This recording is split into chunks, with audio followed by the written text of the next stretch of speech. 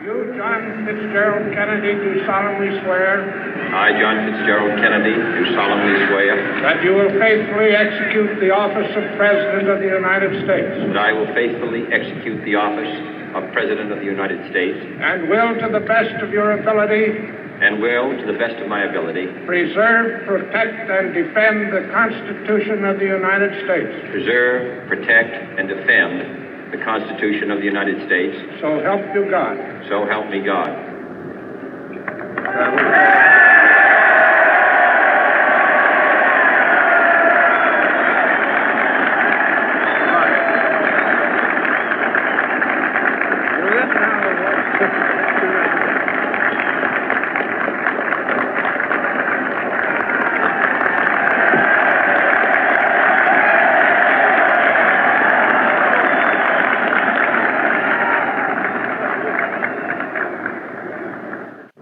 Vice President Johnson, Mr. Speaker, Mr. Chief Justice, President Eisenhower, Vice President Nixon, President Truman, Reverend clergy, fellow citizens.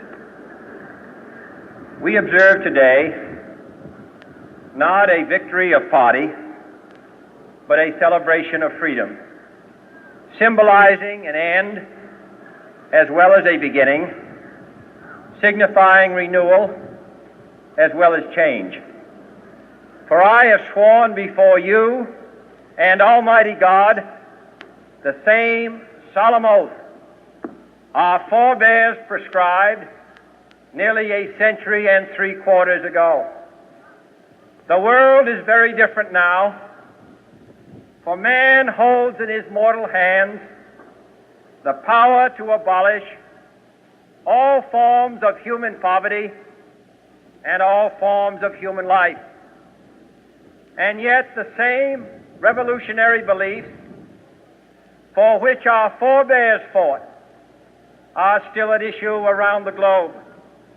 The belief that the rights of man come not from the generosity of the state, but from the hand of God. We dare not forget today that we are the heirs of that first revolution. Let the word go forth from this time and place to friend and foe alike that the torch has been passed to a new generation of Americans born in this century, tempered by war, disciplined by a hard and bitter peace, proud of our ancient heritage, and unwilling to witness or permit the slow undoing of those human rights to which this nation has always been committed and to which we are committed today at home and around the world.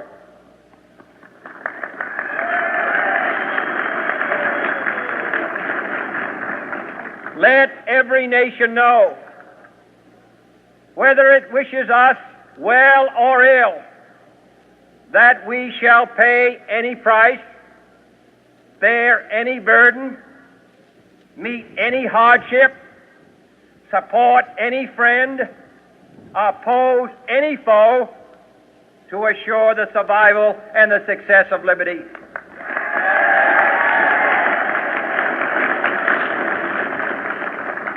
This much we pledge and more. To those old allies whose cultural and spiritual origins we share, we pledge the loyalty of faithful friends. United, there is little we cannot do in a host of cooperative ventures. Divided, there is little we can do, for we dare not meet a powerful challenge at odds and split asunder. To those new states whom we welcome to the ranks of the free, we pledge our word that one form of colonial control shall not have passed away, merely to be replaced by a far more iron tyranny. We shall not always expect to find them supporting our view, but we shall always hope to find them strongly supporting their own freedom, and to remember that in the past, those who foolishly sought power by riding the back of the tiger ended up inside.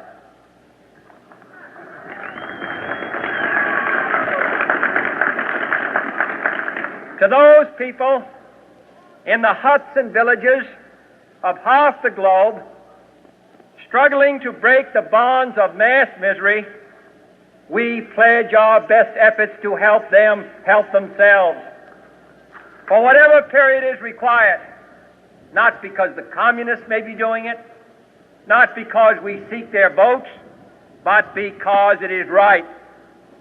If a free society cannot help the many who are poor, it cannot save the few who are rich.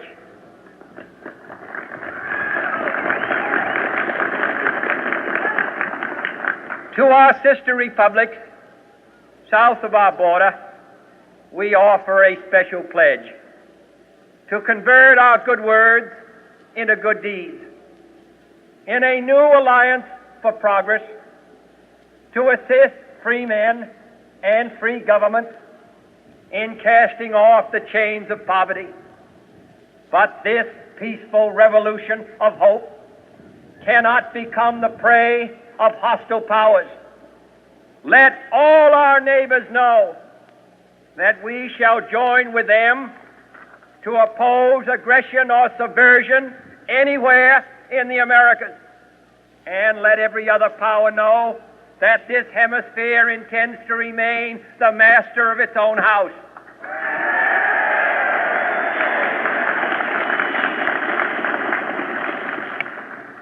To that World Assembly of Sovereign States, the United Nations, our last best hope, in an age where the instruments of war have far outpaced the instruments of peace, we renew our pledge of support to prevent it from becoming merely a forum for invective, to strengthen its shield of the new and the weak, and to enlarge the area in which its writ may run. Finally, to those nations who would make themselves our adversary, we offer not a pledge, but a request that both sides begin anew the quest for peace.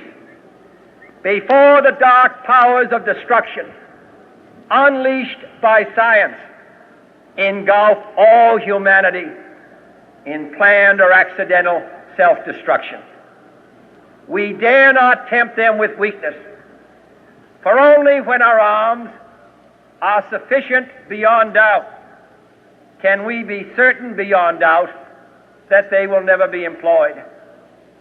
But neither can two great and powerful groups of nations take comfort from our present course, both sides overburdened by the cost of modern weapons, both rightly alarmed by the steady spread of the deadly atom, yet both racing to alter that uncertain balance of terror that stays the hand of mankind's final war. So let us begin anew, remembering on both sides that civility is not a sign of weakness, and sincerity is always subject to proof. Let us never negotiate out of fear, but let us never fear to negotiate.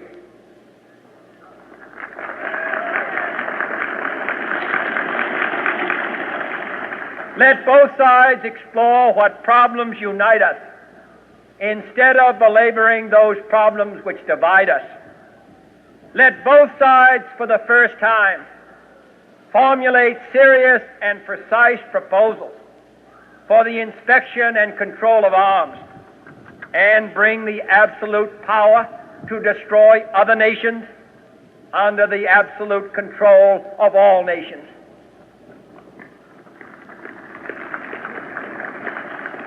Let both sides seek to invoke the wonders of science instead of its terrors.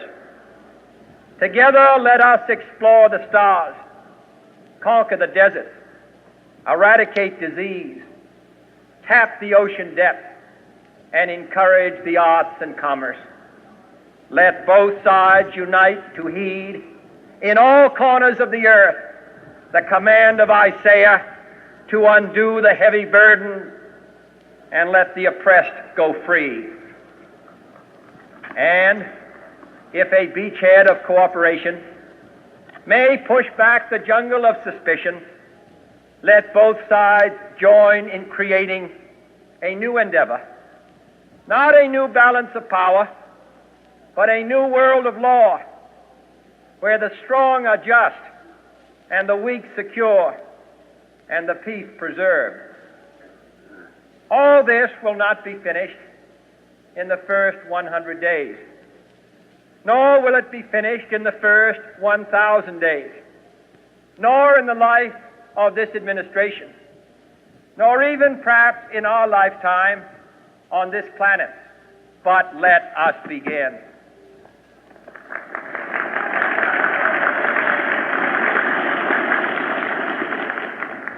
In your hands, my fellow citizens, more than mine, will rest the final success or failure of our course. Since this country was founded, each generation of Americans has been summoned to give testimony to its national loyalty. The graves of young Americans who answered the call to service surround the globe.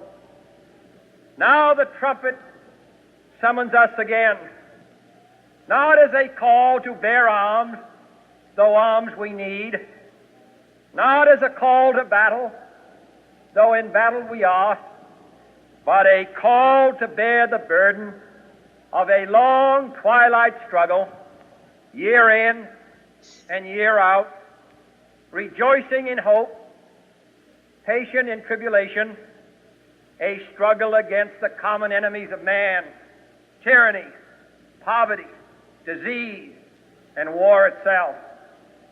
Can we forge against these enemies a grand and global alliance, north and south, east and west, that can assure a more fruitful life for all mankind? Will you join in that historic effort?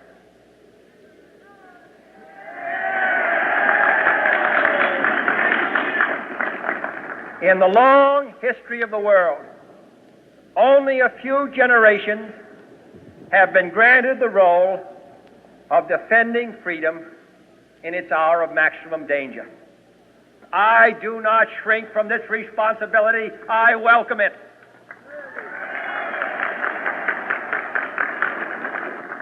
I do not believe that any of us would exchange places with any other people or any other generation. The energy, the faith, the devotion which we bring to this endeavor will light our country and all who serve it. And the glow from that fire can truly light the world. And so, my fellow Americans, ask not what your country can do for you. Ask what you can do for your country.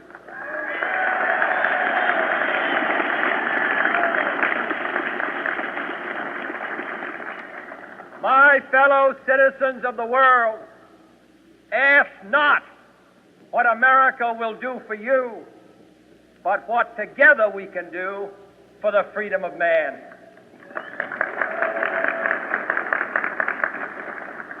Finally, whether you are citizens of America or citizens of the world, ask of us here the same high standards of strength and sacrifice which we ask of you.